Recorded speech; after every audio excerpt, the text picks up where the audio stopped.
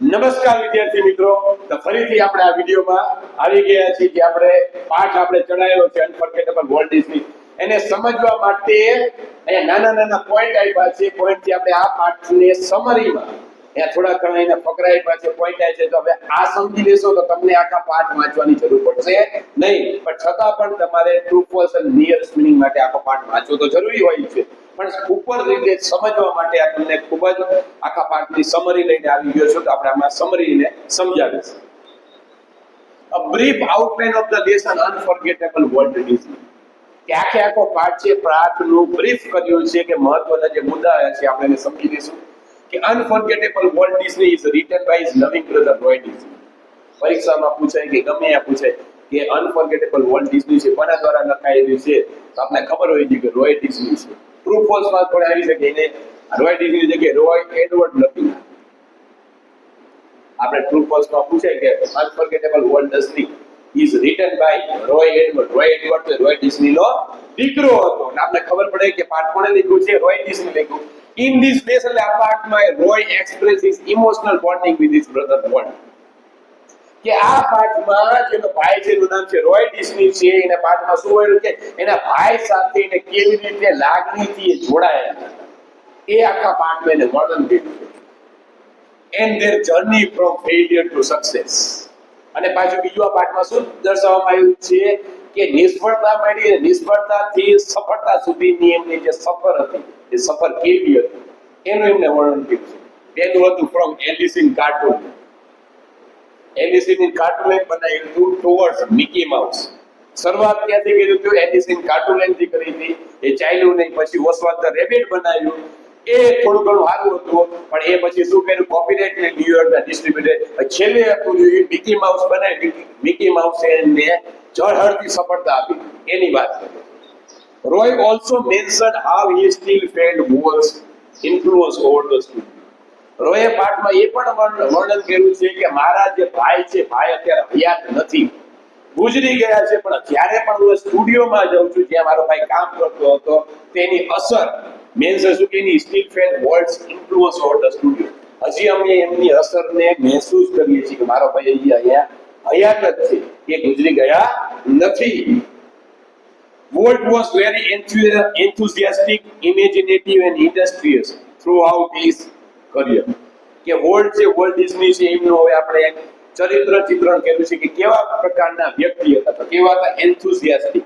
એન્થુસિયાસ્ટિક એટલે ઉત્સાહી વ્યક્તિ. ઇમેજિનેટિવ એટલે કલ્પનાશીલ, કે કોઈને જેવી કલ્પના હોય, કોઈને વિચાર ન હોય, એ કલ્પના કરતા અને કલ્પના કરીને પછી એ કલ્પનાને પાછા સાચા પુરવાર કરી દેતા. ઇન્ડસ્ટ્રીયસ. ઇન્ડસ્ટ્રીયસ એટલે હાર્ડવર્કિંગ, સખત મહેનત. નિયરેસ્ટ મીનિંગમાં પૂછાય છે આપણે ઇન્ડસ્ટ્રી એટલે hardworking. Through out his career, કે એમને આખી જિંદગી જ્યાં સુધી જીવા ત્યાં સુધી મરણ પથારીએ પણ એમને એમના ફ્યુચર પ્લાન વિશે વિચારતા. He had an extraordinary ability to add an innovative concept to any story or idea. કે એમનામાં એવી એક્સ્ટ્રાઓર્ડિનરી તાકાત, એવા વિચાર હતા કે કોઈ પણ સ્ટોરી હોય કે કોઈ પણ વિચાર તમે એની પાસે લઈ જાઓ તો એને ઇનોવેટિવ એટલે સર્જનાત્મક રીતે કઈ રીતે સારા કરી શકે, કઈ રીતે સારું આપણે કરી શકીએ એ માટે એને એક્સ્ટ્રાઓર્ડિનરી એની પાસે એવી તાકાત હતી કે એમાં કંઈક ને કંઈક નવો સુધારો કરે અને સુધારો કરી કે જેથી જે વ્યક્તિ જોવે છે, જે વ્યક્તિ વાંચે છે એને મજા આવે. એના માટે ટ્રુ ફોલ્સમાં વાક્ય પૂછાય છે કે volt had an ordinary ability to add an innovative concept to any story or idea. એની પાસે ઓર્ડિનરી નથી પણ એક્સ્ટ્રા ઓર્ડિનરી.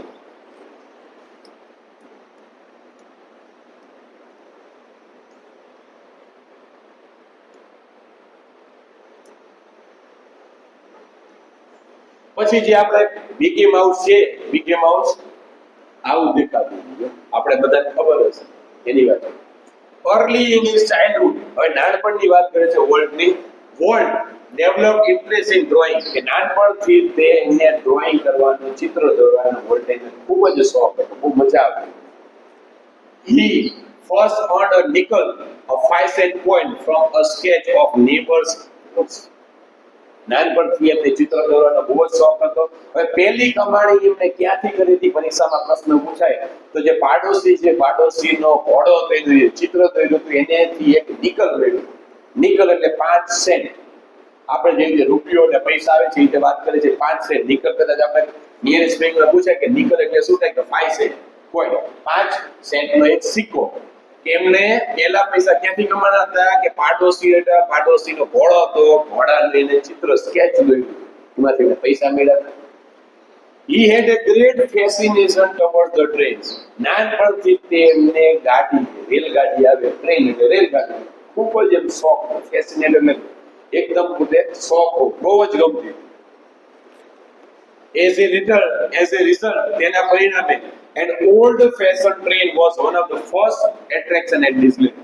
તેના પરિણામે જ્યારે ડિઝનીલેન્ડ શરૂઆત થઈ તો ડિઝનીલેન્ડમાં એમણે એક જૂની ઓલ્ડ ફેશન એટલે જૂના જમાનાની અત્યારે નવી ટ્રેન નહીં પણ જૂના જમાનાની જે ટ્રેન છે એને વ્યવસ્થિત રિનોવેશન કરી અને ડિઝનીલેન્ડમાં એને મૂકી હતી.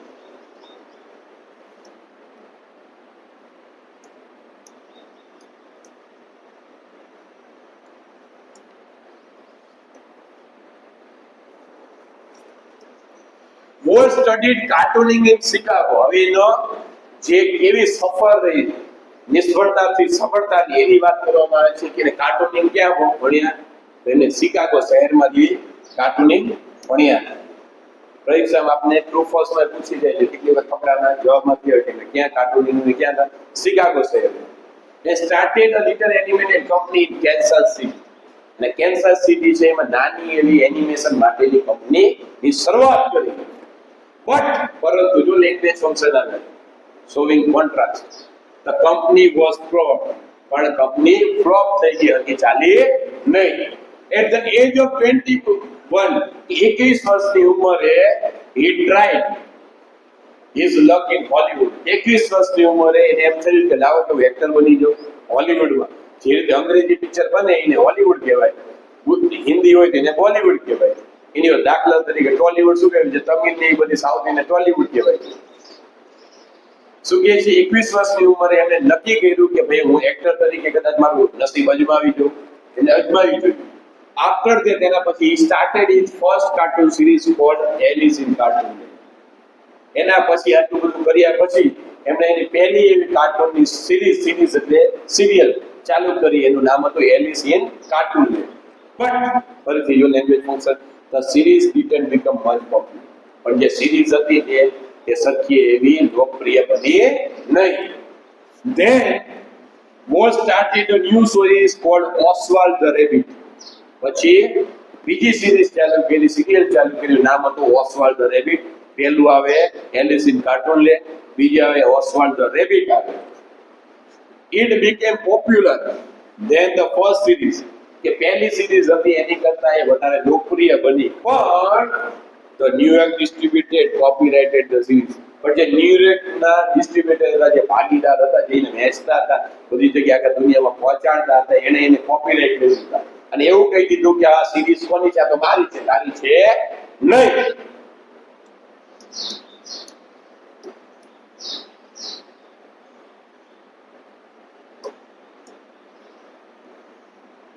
Yet છતાં પણ લેંગ્વેજ ફંક્શન આવ્યું કોન્ટ્રાસ્ટ.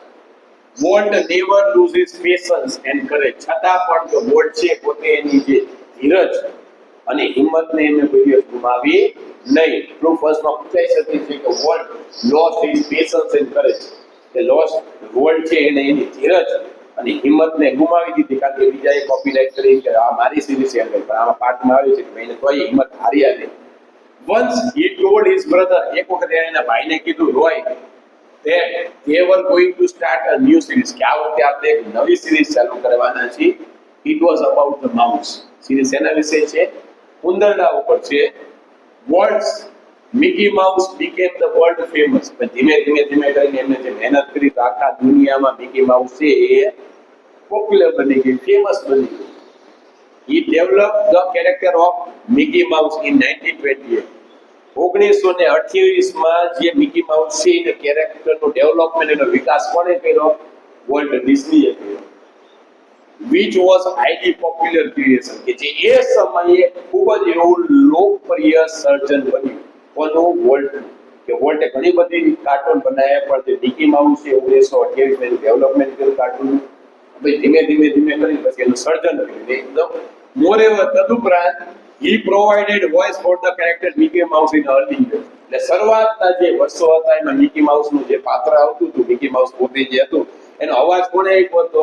વોલ્ટ ડિઝનીએ પોતે આપ્યો હતો. મિકી માઉસ જે બોલતું હોય, કાર્ટૂન આપણે જોતાનીમાં બોલતું હોય, એનો અવાજ શરૂઆતના વર્ષોમાં કોને આપ્યો હતો? પ્રોવાઇડેડ. કોણે વોઇસ આપ્યો કેરેક્ટરને? મિકી માઉસને વોલ્ટ પોતે એનો અવાજ. In spite of being a successful man, કે ખૂબ જ એવા સફળ માણસ હોવા છતાં, in spite of showing contrast, Walt remained very simple. આટલી બધી સફળતા મેળવી છતાં પણ વોલ્ટ કેવા માણસ રહે? એકદમ સાદા માણસ. શું પ્રશ્ન પૂછાઈ શકે કે એટલા આટલી સફળતા મેળવ્યા પછી સાદા માણસ નો હતો, કોમ્પ્લેક્સ માણસ ગમે સક્સેસ નેવર ચેન્જ હિમ, કે સફળતાએ વોલ્ટને બદલ્યા નહીં. આ પણ પૂછાય કે સફળતાએ વોલ્ટને બદલી નાખ્યા. He hated party, એટલે પાર્ટી ગમતી નહીં, but he loved a burger and chili at some little restaurant. એને પાર્ટી ગમતી નહીં, પણ ગમે ત્યારે જમવાનું એમ થાય કે મારે જમવા જવું છે, તો એ નાની એવી રેસ્ટોરન્ટ હોય, નાની એવી હોટલ હોય, ત્યાં જઈ એક બર્ગર અને એક ચીલી ખાઈ લેતા. ચીલી એટલે મરચું. He made a miniature railroad that ran around his home. કે મોટી ટ્રેન હોય, મોટી ટ્રેનનું નાનું એવું સ્વરૂપ. મિનિએચર એટલે કોઈ પણ વસ્તુનું નાનું એવું સ્વરૂપ, એને મિનિએચર કહેવાય, કે જેના ઘરની આજુબાજુ ફરતું હોય. વોલ્ટ જ્યાં રહેતા હતા એના ઘરની આજુબાજુ ફરી શકે એવી એને ટ્રેન બનાવી હતી, કે જે ટ્રેન એના ઘરની આજુબાજુ ફરતી. This shows Walt's love for train. આ વસ્તુ શું દેખાડે છે? કે લવ, કે વોલ્ટને ટ્રેન પ્રત્યે કેટલો બધો વધારે પ્રેમ છે એ દેખાડે છે.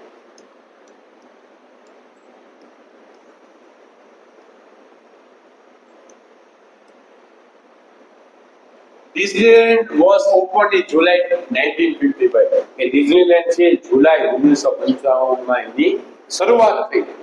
From the first day, millions of people came to see the unique creation of world's matchless intelligence. પહેલા દિવસની શરૂઆતથી તે બધા લોકો, ઘણા બધા મિલિયન એવા લોકો જોવા માટેના ટોળે ટોળા આવી પડ્યા. શું જોવા માટે? કે વર્લ્ડની મેચલેસ એટલે અજોડ, યુનિક ઇમેજિનેશન એટલે કલ્પના શક્તિ. એને કલ્પનાની જે વાતો કરતો હતો એને ખરેખર એને કેવું શું બનાવ્યું છે બધું જોવા માટે આવ્યું. ટ્રેજિકલી એટલે કરુણ રીતે, in the midst of all this activity Walt become seriously, કે આ બધા પ્રોગ્રામ ચાલુ હતા, ડિઝનીલેન્ડ બનાવતો જઈને ઉત્સાહ હતો કે કંઈક નવું બનાવ. આ વખતે આ બધી સમસ્ત વાતોની વચ્ચે એક ગંભીર એવી બીમારીમાં એ સપડાઈ ગઈ, બીમાર પડી ગયા. In the 1960 he was diagnosed with a lung cancer. 1966 માં એમને ડોક્ટરે તપાસ કરી કીધું એમને શું થયું હતું? લંગ એટલે આપણે જે ફેફસા આવે એટલે એનું એને કેન્સર થયું. Due to this fatal illness he died on 15 December 1966. Due to એટલે ને કારણે, because of showing reason, English function કઈ આવે? due to એટલે showing reason, કે આ ફેટલ એટલે કે સાજા નહોતી, જીવલેણ. ફેટલ એટલે જીવલેણ, કે આ જીવલેણ બીમારીના લીધે he died on 15મી ડિસેમ્બર 1966 ના દિવસે એમનું મૃત્યુ થયું. તો આ જે આપણે માહિતી આપી આના ઉપરથી તમે જનરલ શોર્ટ નોટ બનાવી શકો છો અને વ્યવસ્થિત સમજો તો આની પરથી તમને ખબર પડે કે ફકરામાંથી કોઈ પણ જાતના પ્રશ્ન પૂછાય તમને તરત જ આવડી જાય.